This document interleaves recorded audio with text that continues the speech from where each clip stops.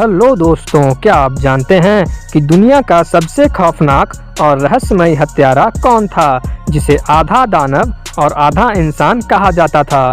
तो कौन है वो खौफनाक और रहस्यमय हत्यारा, यह जानने के लिए बने रहिए हमारे साथ इस वीडियो में आखिर तक। लेकिन उससे पहले, अगर आप भारत में रहते हैं और आप भी भारत से प्यार करते हैं तो वीडियो को लाइक और चैनल को सब्सक्राइब ज़रूर करें, क्योंकि हम आपके लिए ऐसी ही नॉलेजेबल वीडियो लेकर आते रहते हैं। जैक द रीपर एक बेहद खौफनाक हत्यारा जो केवल नशे में धुत वेश्याओं को ही अपना शिकार बनाता था। सितंबर 1888 लंदन के अखबार में एक सनसनीखेज खत छपा। कहा जाता है कि यह खत लंदन के पूर्वी इलाके में घूम रहे एक खतरनाक हत्यारे ने लिखा था। अखबार में छपे खत में उसने अपनी पहली हत्या के बारे में विभत्स तरीके से जानकारी दी थी। उसने यह भी बताया कि वह और हत्याएं करने वाला है। इस खत ने उस हत्यारे को एक पहचान, एक नाम दे दिया, Jack the Ripper. Jack the Ripper ने 5 हत्याएं की। सबकी जान वह एक खास तरीके से लेता था। उन 5 के गर्दन किसी तेज धार वाले हथियार से रेते गए थे। लंदन का व्हाइट चैपल इलाका वेश्याओं का गढ़ माना जाता था। जैक ने इसी इलाके में ज्यादातर हत्याओं को अंजाम दिया। 31 अगस्त सन 1988 को जैक ने अपना पहला शिकार किया। वह शिकार मेरी एन निकोलस थी। मेरी निकोलस का शव सुबह सुबह 2 कारोबारियों को मिला। इस हत्या को बस एक ही सप्ताह गुजरा था कि एक और वेश्या एनी चैपमैन की हत्या हो गई। हत्या लगभग एक ही तरीके से की गई थी।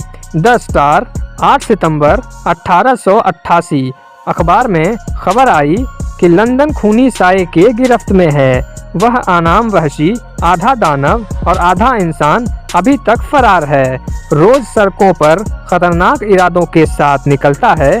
बेबस और कमजोर वर्ग के लोगों को अपना शिकार बनाता है। वह खून के नशे में है। सितंबर के अंत में अपने खतरनाक इरादों के साथ रीपर एक बार फिर सामने आया। इस बार उसने 2 औरतों को अपना शिकार बनाया। 1 अक्टूबर 1888 द स्टार ने फिर खबर छापी, सफेद चैपल वापस आ गया है।